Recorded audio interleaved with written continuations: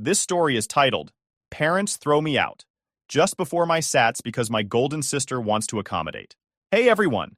The channel's been slowing down a bit, and I spend so much time finding these stories for you. If you enjoy the content, please hit that subscribe button. It means the world and helps keep this journey going strong. Let's grow together. Now, let's start the video. OP starts by saying, Hey, I'm 17, and my life is officially a shit show right now. I've been prepping for the SATs for what feels like forever. You know, those stupid standardized tests that supposedly decide your entire future. Every day for months, I've been grinding through practice tests, flashcards, all that crap. My brain is fried, and I've been counting down the days until I can just get it over with. But then my family decided to absolutely fuck me over.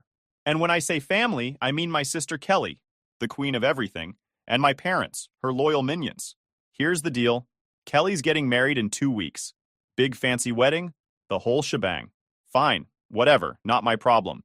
Or at least, it wasn't until she announced that her 7 friends were flying in and needed somewhere to stay. And apparently, the only solution they could come up with was to kick me out of the house so her friends could have my room. Yes, you read that right. 7 fully grown adults are going to be crammed into our house. And the only way to make that work is for me to pack up my shit and leave. My parents didn't even have the decency to tell me ahead of time. Nope. They just casually dropped the bomb the night before her friends were supposed to arrive. I'd just finished a long-ass day of studying, and they sat me down like, oh, by the way, you need to pack up your stuff and be out by tomorrow. You're going to stay with your Aunt Linda for the next 2 weeks. I was like, wait, what? They explained that Kelly had promised her friends they'd stay at our house and that it was too late to change plans. My first thought was, why the hell didn't they just get a hotel? Kelly's wedding is costing a fortune. She's got catering, a DJ, custom decorations, all that. Couldn't they have spent a little more to book a room or two for her friends? I said exactly that, and my mom just sighed like I was being a brat. Hotels are expensive, and this is family. We're being hospitable. First of all, those are her friends, not family. Second, I didn't even know they were coming until 5 minutes ago. I tried to argue. I told them I couldn't just up and leave right before the SATs. Staying with Aunt Linda was going to completely screw me over. Her house is way out in the suburbs, nowhere near my testing center. And on top of that, Aunt Linda is a weirdo. She doesn't believe in Wi-Fi. Seriously, who even lives like that? So I'd be stuck burning through my data to study. But my parents didn't care. They were just like, you can take your books with you. You don't need the internet to study. Are you kidding me? I'm not prepping for a spelling bee here. The SATs are brutal. I need every resource I can get. And my parents are acting like I should be fine with a pencil and notebook. So then I suggested a compromise. I'd stay in the living room instead of giving up my room completely. There's plenty of space, and I could still have access to my study materials. Win-win, right? Wrong. My dad shut that down immediately. It's not appropriate to have guests sleeping in the living room when we have a full house. They're Kelly's friends, and they deserve to be comfortable. I swear I almost lost it right then and there. Like, am I not part of this family? Does my comfort not matter? I even brought up the fact that Kelly and Ryan, her fiancé, have their own apartment. Wouldn't it make more sense for her friends to stay there? But apparently, Kelly decided her apartment was off limits because she didn't want the stress of hosting people right before her wedding. Oh, but it's totally fine to dump that stress on me. At this point, I was getting desperate. I begged my parents to reconsider. I told them I couldn't afford to lose this much time so close to the SATs. I even offered to split the living room with her friends, just so I could stay in the house. But nope, my mom hit me with, we've made our decision. Don't be selfish, okay? This is Kelly's big moment, and we need to support her. Selfish. They called me selfish for not wanting to be kicked out of my own home. I kept pushing back, and that's when things got ugly. My dad finally snapped and said, if you don't pack your things and leave by tomorrow, we'll throw all your stuff out on the street. That was it. I couldn't argue anymore. They'd made up their minds, and nothing I said was going to change it. So I went to my room and started packing. I was so pissed I could barely think straight. I mean, how is this even real? How do you look at your own kid, someone who's working their ass off to get into college, and decide, yeah, let's kick them out so our daughter's friends can have a sleepover? A couple hours later, my mom came in all cheerful, like, we're so proud of you for making the right decision. This is a big sacrifice, but it shows you're willing to put family first. I didn't even respond. I just kept packing. Then she said, oh, by the way, you'll need to call Aunt Linda yourself to let her know you're coming. We haven't talked to her about this yet. Wait, what? They hadn't even asked Aunt Linda if I could stay with her. They just assumed she'd be fine with it and left it to me to figure out. That was the final straw. I completely lost it. I started yelling, asking how they could do this to me. And you know what my mom said? You're almost an adult. It's time you learn to take care of yourself. Almost an adult? I'm 17. And even if I was 18, they're still my parents. Isn't it literally their job to take care of me? At this point, I realized arguing wasn't going to get me anywhere. I'd already wasted too much energy trying to convince them to care about me, and it wasn't working, so I decided to stop playing nice. I started unpacking my bags and told them, I'm not going anywhere. You'll have to drag me out of here if you want me gone. That's when my dad stormed in and started yelling. He said I was being a brat and that I needed to grow up.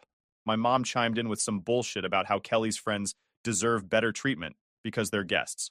So after my parents completely failed me, I did something I probably should have known better than to try. I called Kelly. I was sitting on my bed, surrounded by half-packed bags, trying to wrap my head around how fucked my life was about to get. I thought, maybe, just maybe, she'll have an ounce of humanity and help me out. Honestly, I wasn't expecting much. Kelly and I have never been close. Scratch that. We can't stand each other. She's always been the golden child, and I've always been the problem. It's been that way for as long as I can remember. She's the favorite, the one who never does anything wrong, while I'm the one who gets blamed for breathing too loudly. But I figured desperate times, right? So I called her. The moment she picked up, she sounded annoyed, like I'd interrupted some earth-shattering wedding task. I said, Kelly, I need to talk to you. Mom and Dad are making me leave so your friends can stay in the house, and it's totally screwing me over. Her response? A loud, dramatic sigh. You know the kind. The, why are you even bothering me with this? Sigh, but I kept going. I told her how important the SATs were, how Aunt Linda's place wasn't a good fit for studying, how far it was from my testing center, and how unfair it was that I had to leave my own home so her friends could crash here. That's when she hit me with the most cold-hearted, villain-level bullshit I've ever heard in my life. Put me on speaker, she said. I hesitated for a second, but did it. My parents were standing nearby, probably listening in anyway, so I figured, why not? Once she knew they could hear, she said, let me make this really clear. I promised my friends they could stay there, and I'm not breaking that promise. I don't care about your SATs, your studying, or any of your whining. If you don't have anywhere to go, then maybe you should just live on the streets. Live on the streets. She actually said that. And my parents? They didn't say a word. Not one word. They just stood there, letting her talk to me like that. She hung up right after, and I stood there in stunned silence. I couldn't believe it. Not only did she not give a single fuck about how this was going to affect me, but she also went out of her way to humiliate me in front of our parents. And the worst part? They didn't defend me. They didn't even look uncomfortable. That's when it hit me. I wasn't family to them. Not really. Kelly was the star, the center of their universe, and I was just there. I thought about arguing some more, but what was the point? I already knew how this was going to play out. So, without saying another word, I finished packing my stuff and left the room. When I got back to my room, I sat on my bed and stared at my phone. I felt like I was in some fucked up movie. Like, who even says that to their own sibling? Who tells a 17-year-old to live on the streets because they can't be bothered to find a better solution? I didn't cry. I was too angry for that. But I did feel this deep, gut-wrenching ache in my chest, like I'd finally hit my limit with these people. It wasn't just about this one situation. It was everything. Every time I'd been ignored. Every time Kelly had been prioritized. Every time I'd been made to feel like I didn't matter. It all came rushing back at once. And the worst part? I still had no plan. My parents clearly weren't going to back down, and Kelly definitely wasn't going to help me. I couldn't go to Aunt Linda's because I knew I wouldn't survive 2 weeks there, especially not before the SATs. That's when I decided to text my best friend, Sarah. Sarah and I have been best friends since middle school. She knows pretty much everything about my family. The favoritism, the constant put-downs, the way Kelly treats me like an inconvenience. She's heard it all. So when I texted her, "Can I stay with you for a while?" Long story, I'll explain later. Her response was immediate. Of course. Are you okay? I wasn't okay, but I didn't want to dump everything on her all at once. So I just said, I'll explain when I get there. Within an hour, I was out the door with my bags and heading to Sarah's place. My parents barely even acknowledged me as I left. My dad just said, "Good, you're making the right decision," like I was doing them a favor by getting the hell out. When I got to Sarah's house, her mom answered the door. She took one look at me and said, "What happened?" I hadn't planned on breaking down, but as soon as I stepped inside, it all came pouring out. The SATs, the forced eviction, Kelly's cruel phone call. It all spilled out in a jumble of words and anger. Sarah and her mom listened without interrupting, and by the time I finished, I felt a little lighter. Sarah's mom didn't even hesitate. She said, "You can stay here as long as you need to. We'll figure it out." That night, I slept in Sarah's guest room, surrounded by quiet and kindness. Two things I wasn't used to. I felt like a burden, sure, but at least I wasn't being actively ignored or insulted. A toughened sacrifice. The next few days were a blur. I focused on studying for the SATs, trying to push everything else out of my mind. It wasn't easy. Every time I tried to concentrate, Kelly's voice would pop into my head, "Go live on the streets." But Sarah was there for me every step of the way. She made sure I had space to study, brought me snacks when I forgot to eat, and even helped me review some practice questions. Her parents were just as amazing, constantly checking in and making sure I had everything I needed. It was a weird feeling. For the first time in forever, I felt supported. By the time SAT day rolled around, I was running on adrenaline and sheer determination. I wasn't going to let Kelly or my parents ruin this for me. I took the test, and honestly, I think I did pretty damn well considering everything. After the SATs were over, I spent a whole day decompressing. Well, trying to. But no matter what I did, I couldn't stop replaying everything that had happened. Kelly's words, my parents' apathy, and the sheer unfairness of it all just kept cycling through my head like a broken record. I realized I wasn't angry just because they kicked me out. It was deeper than that. I'd spent my whole life being treated like the afterthought of the family. Every damn time something came up, Kelly was their priority. Whether it was birthdays, school events, or even just normal family dinners, everything revolved around her. And this? This felt like the ultimate slap in the face. I wasn't even sure what I wanted to do about it. Part of me just wanted to shove it all down, keep my head down, and move on. But another part of me, the part that was sick and tired of being treated like garbage, wanted to do something. That's when I thought of Ryan. Ryan and I weren't exactly close, but we'd spent a decent amount of time around each other since he and Kelly got engaged. He always seemed like a nice enough guy, though I sometimes wondered what he saw in her. I mean, Kelly isn't exactly known for her sparkling personality. I debated for hours about whether or not to reach out to him. On the one hand, it wasn't really his business. On the other hand, he was about to marry someone who'd literally told her own sibling to go live on the streets. Didn't he deserve to know what he was getting into? Finally, I decided to go for it. I wasn't trying to ruin their relationship or anything. I just wanted him to know the truth. I sat down and typed out a message. "Hey Ryan, this is probably super weird, but I need to tell you something about what's been happening at home. I'm not trying to cause drama, but I think you should know about the way Kelly's been treating me. I'm not sure if she's mentioned it, but I've been kicked out of the house because her friends are staying here for the wedding. I've been studying for the SATs for months, and they decided last minute that I had to leave so her friends could have my room. I told her how much it was screwing me over, and she straight up told me to live on the streets. I'm not saying this to make you mad or anything. I just think you should know what kind of person she is before you marry her. If you want to talk more about it, I'm here." I read it over a dozen times before hitting send. My hands were shaking the entire time. I had no idea how he was going to react, or if he'd even respond at all. "Itu Wakadri," Ryan replied within an hour. "Hey, my name. I'm really sorry to hear about everything you're going through. Kelly hadn't told me anything about this. Can we meet up or talk on the phone? I want to hear the whole story." I was surprised he took it so seriously. I guess I half expected him to brush it off or defend Kelly, but he seemed genuinely concerned. We agreed to talk on the phone that night. When he called, I laid it all out for him. I told him about how I'd been preparing for the SATs, how my parents had given me less than 24 hours to pack up and leave, how Kelly had told me to live on the streets, and how none of them cared about the impact it was having on me. Ryan didn't say much while I was talking. He just listened, and I could tell he was getting angrier by the minute. By the time I finished, there was a long pause before he finally spoke. "This is... wow. I don't even know what to say. That's not okay. At all." I could hear the frustration in his voice. He asked me a few more questions. How long this had been going on, whether my parents had tried to reach out to me, and if there were other incidents like this in the past. I didn't hold back. I told him about the years of favoritism, the way Kelly had always gotten away with treating me like crap, and how my parents had never once stood up for me. When the call ended, Ryan thanked me for being honest and said he needed some time to process everything. I wasn't sure what that meant, but I had a feeling things were about to blow up. The next morning, I woke up to a flurry of texts and missed calls from my parents. Apparently, Ryan had confronted Kelly about everything, and shit hit the fan. From what I heard later, the fight started with Ryan calmly asking Kelly why I'd been kicked out of the house. She tried to brush it off, saying it wasn't a big deal and that I was overreacting. But Ryan wasn't buying it. He pressed her, and eventually she admitted that she just didn't want me around. She said having me in the house would have been too stressful for her, and she didn't think it was a big deal since I could just stay somewhere else. When Ryan brought up the live on the streets comment, she apparently laughed it off like it was a joke. That's when he snapped. He told her she was selfish, heartless, and that he couldn't believe she'd treat her own sibling like that. Things escalated quickly, and by the end of the night, Ryan told her he couldn't go through with the wedding. When my parents called me, they were livid. "This is all your fault," my mom yelled. "Do you know what you've done? The wedding's off because of you."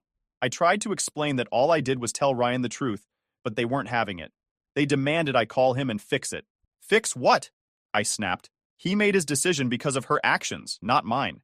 If Kelly wants to save her relationship, maybe she should try apologizing for once in her life." They hung up on me after that. The fallout was even messier than I expected. Kelly was hysterical. She tried to spin the story to make it look like I was the bad guy, but no one was buying it, not even her closest friends. Apparently, Ryan had already told his family what happened, and they were fully on his side. As for me, I felt conflicted. On the one hand, I didn't mean to blow up her life, but on the other hand, she'd brought it on herself. All I did was tell the truth, and if that was enough to make Ryan rethink their entire relationship, maybe it wasn't as strong as Kelly thought. At the end of the day, I didn't regret reaching out to him. For once, someone in my family was being held accountable for their actions, and it felt damn good. After Ryan called off the wedding, my life got significantly messier. You'd think that being away from my parents and Kelly would mean I could finally catch a break, but nope. The fallout from all this hit me like a damn tsunami. First, there was my parents. They weren't just pissed, they were out for blood. They must have called me 20 times in one day, alternating between screaming at me and trying to guilt trip me into fixing the situation. "Do you realize how much money we've spent on this wedding?" my mom shrieked during one of her rants. "All of it down the drain because of your little stunt." As if it was my fault Kelly was a heartless jerk. My dad wasn't any better. His angle was all about family loyalty. He kept going on about how I was supposed to support Kelly, not tear her down. He even accused me of being jealous, which was laughable. What the hell was I supposed to be jealous of? Her massive ego? Her ability to manipulate everyone around her? When I wouldn't cave, my parents started sending flying monkeys after me. Aunts, uncles, cousins, you name it. I got bombarded with texts and calls from people I hadn't spoken to in months. Some of them were polite but insistent, saying I should try to smooth things over for the sake of the family. Others were downright nasty, calling me selfish, immature, and in one case, a spiteful little brat. But here's the thing. Not everyone bought into their narrative. Turns out, Ryan didn't just confront Kelly. He told his whole family why he was calling off the wedding. And unlike my parents, his family wasn't about to sweep it under the rug. Within days, the story started spreading. My parents were furious, accusing me of ruining our reputation. They didn't seem to grasp that the more they tried to control the narrative, the worse it made them look. I started getting messages from extended family members, people who weren't part of the Flying Monkey Brigade. Some of them apologized for how I'd been treated, and a few even said they'd noticed the favoritism over the years, but hadn't known how bad it was.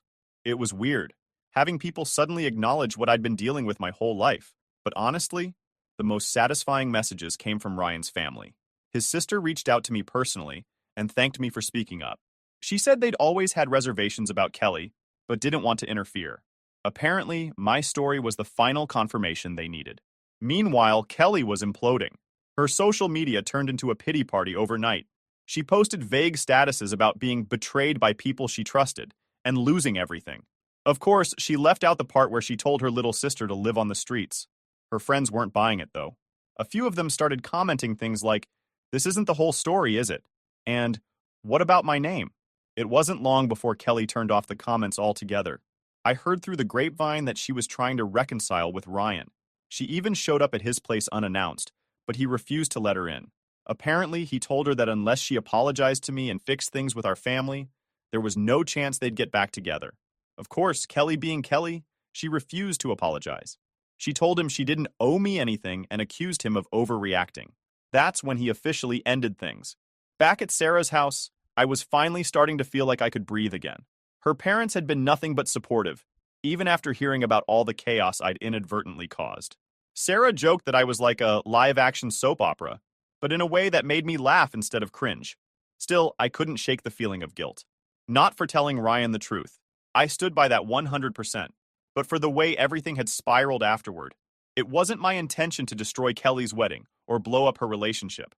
All I'd wanted was for someone, anyone, to see what I'd been dealing with. One night, Sarah's mom sat me down and said something that really stuck with me. Sweetheart, this isn't your fault. You didn't create this mess. Your family did. All you did was hold up a mirror and they didn't like what they saw. That was the first time in a long while that I felt validated. A few days later, my grandparents showed up. They'd been on my side from the beginning, but seeing them in person was a whole different kind of comfort. They didn't waste any time. Within an hour of arriving, my grandpa was on the phone with my parents, laying down the law. He told them in no uncertain terms that I wasn't coming back to their house and that they needed to figure out their priorities. Your daughter isn't a piece of furniture you can move around whenever it's convenient, he said. I didn't hear my parents' response, but I'm guessing it wasn't pleasant because my grandpa hung up looking pissed. My grandparents also started making arrangements for my future. They offered to take full custody of me, which was honestly a relief. They told me I could stay with them once I graduated high school, and they'd even help me with college expenses. Hearing that was like a weight being lifted off my chest. For the first time, I felt like I had a solid plan, a way to move forward without depending on people who clearly didn't give a damn about me. As for Kelly, she's been radio silent. I haven't heard a word from her since Ryan ended things, and honestly, I'm fine with that. From what I've gathered, she's still trying to spin the situation in her favor, but it's not working. Too many people know the truth now, and her victim act isn't holding up. I'd like to say I feel bad for her, but I don't. Not really. She made her choices, and now she's dealing with the consequences. For the first time in years, I feel like I'm not trapped under her shadow anymore. With my grandparents stepping in and taking charge, I finally started to feel like I wasn't fighting this battle alone anymore. It's wild how much can change when someone actually gives a damn about you. For the first time in years, I felt like things might actually turn out okay. But that doesn't mean everything magically got better overnight. After my grandparents' phone call with my parents, the dust hadn't exactly settled. My parents tried to play the victim card, claiming I was turning the whole family against them. My mom apparently told my grandparents that I manipulated the situation and exaggerated everything just to make them look bad. My grandpa wasn't having it. He told them flat out, if your version of being a good parent involves throwing your kid out for a wedding, then maybe you deserve to look bad. That was the last time they spoke directly. My grandparents told me that as far as they were concerned, my parents had forfeited their right to be part of my life. Meanwhile, I was adjusting to living at Sarah's house full-time. It wasn't exactly how I imagined my senior year of high school going, but her family made it as smooth as possible. Sarah's parents even sat me down one night to talk about the future. They wanted to make sure I felt secure and knew that I wasn't overstaying my welcome. I broke down a little when they said, "You're not just a guest. You're family now." Hearing that was something I didn't even realize I needed. I started to feel lighter, like I wasn't carrying everything on my own anymore. Sarah and I got into a routine, studying together, watching dumb shows on Netflix, and just hanging out like normal teenagers. For the first time in a long time, I didn't feel like I was walking on eggshells. At school, though, things were complicated.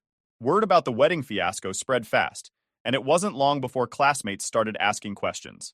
I'm not sure how much they knew, but enough to start whispering about me in the hallways. Did you hear she got her sister's wedding canceled? Yeah, I heard her sister's fiance dumped her because of something she said. I tried to ignore it, but let's be real. It sucked. I wasn't exactly popular to begin with, and this just made me feel even more isolated. Sarah, bless her, went full protective mode. She shut down any rumors she overheard and even confronted a group of kids who were making jokes about me. It was embarrassing, but also kind of sweet. She kept reminding me, they don't know the whole story. Fault them. On the home front, my grandparents weren't wasting any time. They started working on the legal process to transfer custody, which meant more phone calls with lawyers and family members. My dad, in a last-ditch effort to save face, tried to guilt-trip them by saying, "You're breaking up the family." My grandma fired back, "No, you did that the moment you chose to abandon your daughter." I overheard the call, and I couldn't help but feel this weird mix of pride and sadness. It was comforting to have someone standing up for me, but it also drove home how much my parents had failed me. Eventually, they signed the papers, and just like that, my grandparents officially had custody of me. Once that was settled, my grandparents started planning for what came next. They wanted me to move in with them as soon as the school year ended, but they left the decision up to me. I told them I wanted to stay with Sarah until graduation. As much as I loved my grandparents for stepping up, Sarah and her family had become my safe space, and I wasn't ready to leave just yet. They were totally fine with that, and even promised to visit as often as they could. In the meantime, my grandparents started making arrangements for college. They'd always been good with money, and they assured me I wouldn't have to worry about tuition or living expenses. It was a massive weight off my shoulders. As for Kelly, well, let's just say things weren't looking too great for her. Ryan had officially moved on. From what I heard, he'd started seeing someone new. Someone who wasn't a manipulative brat, apparently. Kelly, on the other hand, was still trying to claw her way back into everyone's good graces. She posted a long, dramatic rant on social media about how she was misunderstood and how people shouldn't judge her without knowing the full story. It didn't take long for the comments to flood in, most of them calling her out for being fake. My favorite comment? If you're misunderstood, then why did your fiancé dump you a week before the wedding? Seems like he understood you perfectly. She deleted the post after that. I still haven't spoken to Kelly or my parents, and honestly, I don't plan to. Blocking them was probably the best decision I've ever made. There's a part of me that wonders if they'll ever apologize, but I'm not holding my breath.